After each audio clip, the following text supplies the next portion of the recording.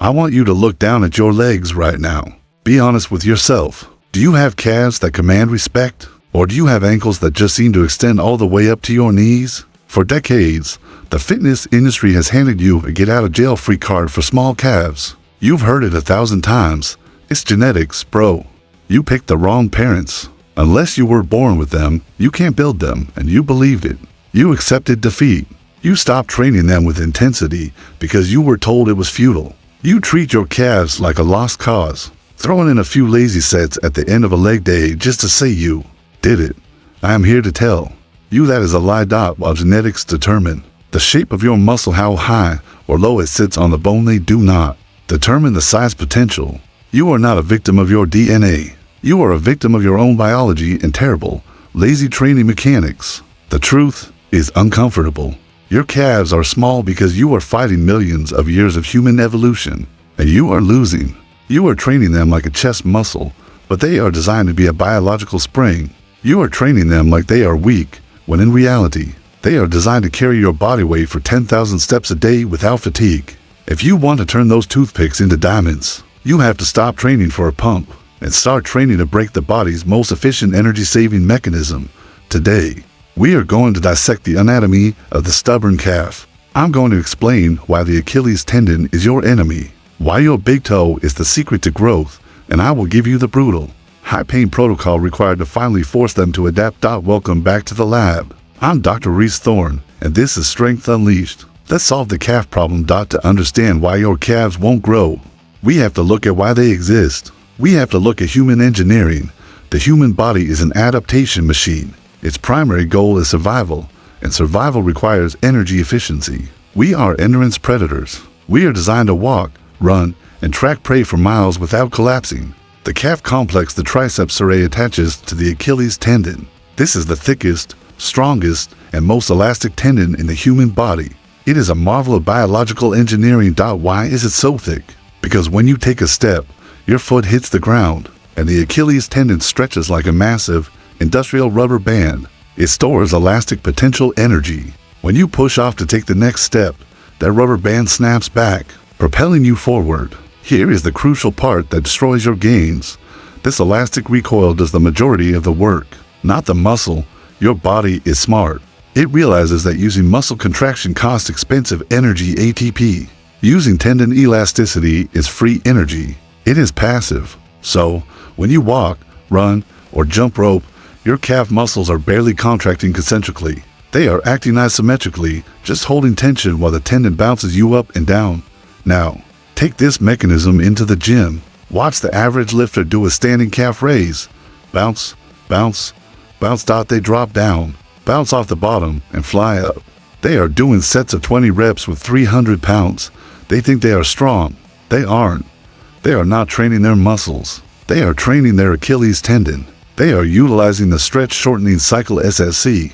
The tendon is storing the energy at the bottom and throwing the weight back up. The muscle fibers of the gastrocnemius are barely waking up. They are just along for the ride. You are essentially doing plyometrics, not hypertrophy training. You are jumping, not lifting. If you want to build the calf, you have to kill the bounce. You have to force the body to stop using the free energy of the tendon and start using the expensive energy of the contractile tissue. This requires a fundamental shift in tempo and intent, which we will cover in the protocol section. But first, you must respect the enemy. The Achilles is designed to resist growth. It is designed to take load off the muscle. You have to fight your own efficiency to win. Let's address the genetics argument, because there is truth to it, but not the way you think. It's about insertion points. The high calf versus low calf issue is determined by the length of your muscle belly versus the length of your tendon. Low insertions. The muscle belly travels far down the leg, almost to the ankle. These people have massive calves by accident. Every step they take recruits more muscle because the tendon is shorter. High insertions. The muscle belly stops high on the tibia, near the knee. This leaves a long, exposed bone and tendon. These are the high calves that look small even when developed. You cannot change your insertion point.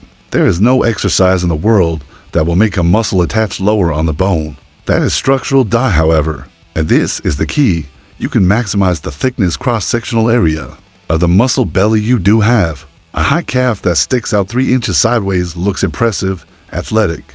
and powerful like a sprinter's calf. A high calf that is flat looks like a bone. Now, let's break down the distinct muscles, because you cannot train them all with one exercise. 1. The gastrocnemius. This is the diamond. It is the show muscle. It has the heads medial and lateral. It gives the calf its heart shape and width at the top. The biomechanical rule. The gastrocnemius crosses the knee joint. This is critical. If your leg is straight, the gastroc is stretched and active. If your knee is bent like in a seated calf raise, the gastroc is slack. It enters a state of active insufficiency. It physically cannot produce force. Implication: you cannot build the gastrocnemius with bent leg exercises. Point 2. The soleus. This is the width provider. It sits underneath the gastroc, running down the sides of the leg. When it grows, it pushes the gastroc out, making the lower leg look wider from the front and thick from the side. The biomechanical rule: the soleus does not cross the knee. It only crosses the ankle. Therefore, it is active regardless of knee position. However, because the gastroc checks out when the knee is bent, the soleus takes the brunt of the load in seated positions. 3. The plantaris, the forgotten muscle. It's a tiny muscle running behind the knee. For bodybuilding purposes, it's negligible, but it's worth noting that the triceps serrae is technically a complex system, not just one block of meat. The fiber type dilemma. Here's where most people fail. The gastrocnemius is a mix, but predominantly fast twitch type 2. It wants heavy loads, explosive contractions, and mechanical tension. The soleus is predominantly slow twitch type 1, up to 80 to 90% in some individuals. It is a postural muscle designed to keep you standing up against gravity all day long. It resists fatigue like a marathon runner. What does this mean for training? It means doing 3 sets of 10 reps on the soleus seated calf raise is useless. It's like trying to empty the ocean with a teaspoon. The soleus laughs at 10 reps. To make the soleus grow, you need metabolic trauma. You need high reps, massive time under tension, and pain tolerance that most lifters simply do not possess. Now, we are going deeper. This is the stuff other channels won't tell you. We need to talk about the foot, the calf muscles attached to the heel calcaneus. But force is applied through the forefoot and toes. The foot is the lever. If the lever is broken, the force doesn't transfer to the muscle. We need to talk about the windlass mechanism. This is a biomechanical principle involving the plantar fascia and the big toe hallux. When you dorsiflex your big toe, bend it upward, it tightens the plantar fascia, which creates a rigid arch in the foot. This rigidity allows the foot to act as a solid lever to push off the ground. Why does this matter for your calves? If you are doing calf raises and you are rolling onto the outside of your foot supinating, or if your toes are curling inside your shoes, you are breaking the lever. You are losing tension. To maximally recruit the calf, specifically the medial gastrocnemius, the inner head, which creates the most visual size, you must drive through the big toe. The toes inverses. Toes out debate. You've heard the bro science, point toes out for inner calf, point toes in for outer calf. Is it true? Yes. Biomechanically, there's truth to it. Toes out external rotation biases the medial head inner calf. Toes in internal rotation biases the lateral head outer calf. However, there is a massive catch. Most people lack the hip mobility to rotate their leg without screwing up their knee and ankle alignment. If you force your toes out too far, you collapse your arch, pronate excessively, and place shear force on the knee. My recommendation: keep your feet neutral or very slightly turned out natural stance. Instead of rotating your feet, focus on pressure distribution. To hit the inner calf, focus on driving 100% of the way through the ball of your big toe. To hit the outer calf, focus on the ball of the foot near the pinky toe, but be careful of ankle stability. For 90% of you, simply driving through the big toe in a neutral stance is the missing link. It engages the windlass mechanism, stabilizes the arch, and forces the gastric to contract fully. Enough theory. Let's build the Strength Unleashed Calf Protocol. If you are currently doing bouncy sets of 15, delete that from your brain. Here is the new law of calf training, the golden rule, the dead stop method. To kill the Achilles tendon reflex, you must pause. Every single rep of every single calf exercise must look like this. Explode up 1 second. Drive onto the ball of the big toe forcefully. Hard squeeze the seconds. Contract the calf at the very top. Don't just hang out there on your joints. Squeeze the muscle like you are trying to cramp it. Slow eccentric 3 to 4 seconds. Lower slowly. Fight gravity. Feel the fibers tearing. The pause to seconds. Sit in the deep stretch. Do not move. Count 1, 2, by pausing at the bottom. You dissipate the stored elastic energy in the tendinous heat. When you drive up for the next rep, the muscle has to generate the force from a dead stop. This makes the exercise 10x harder. You will have to drop the weight by 50%. Do it. Exercise 1, the standing calf raise gastric focus setup, machine or Smith machine. Feet shoulder width, knees locked out, not hyperextended, but straight, rigid. If you bend your knees, you deactivate the gastric. Load, heavy.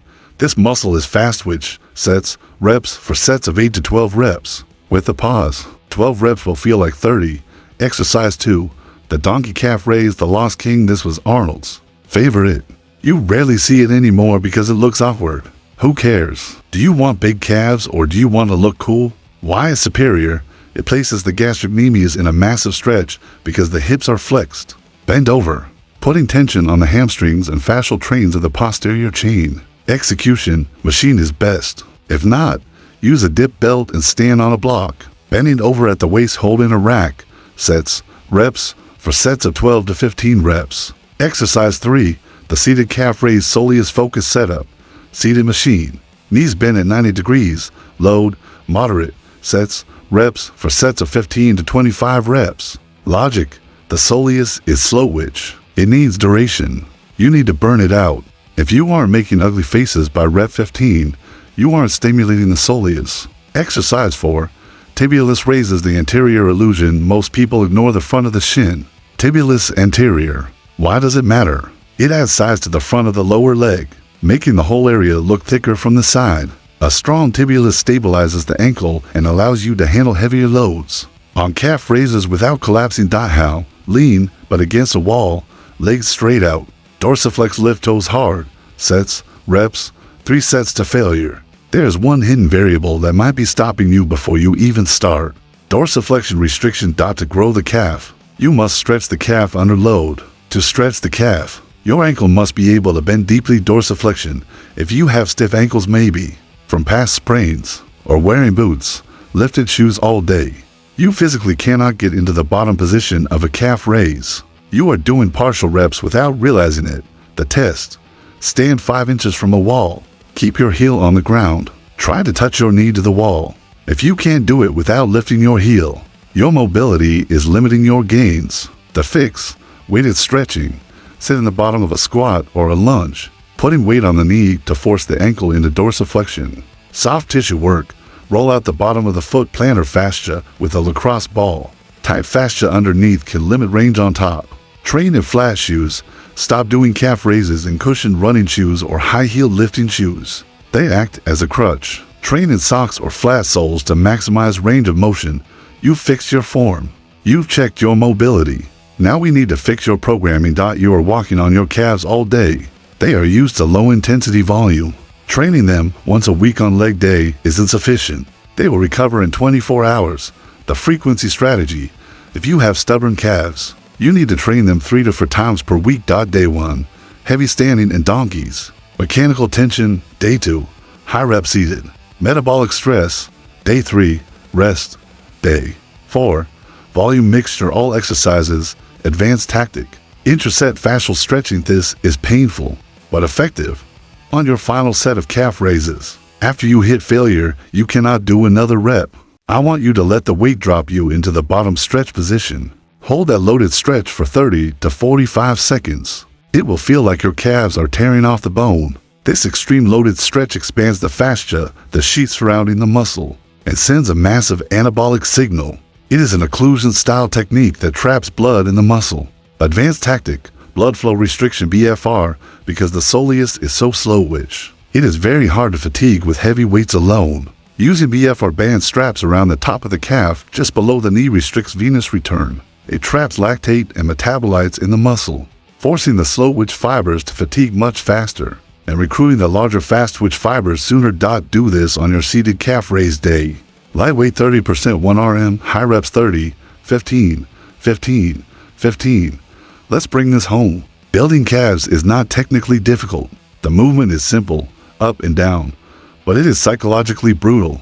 The reason you don't have calves is likely because you quit when it starts to hurt. And with calves, the pain starts early. The burn from lactic acid in the lower leg is intense. It feels like fire. Most people stop when the fire starts. But for the calves, the fire is the starting line because of their endurance capacity. The first 10 reps are just a warm-up.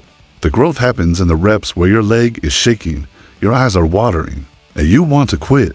You have to treat your calves with the same respect you treat your bench press. You track the weights. You track the reps. You apply progressive overload. You don't just bounce around for a pump.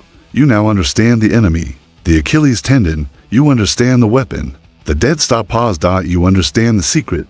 The big toe and the windlass mechanism, you understand the schedule. High frequency, the genetics excuse is dead. You have the science. Now you need the pain tolerance dot next time you walk into the gym. Don't leave calves for last. Do them first. Attack them. Make walking out of the gym the hardest part of your workout.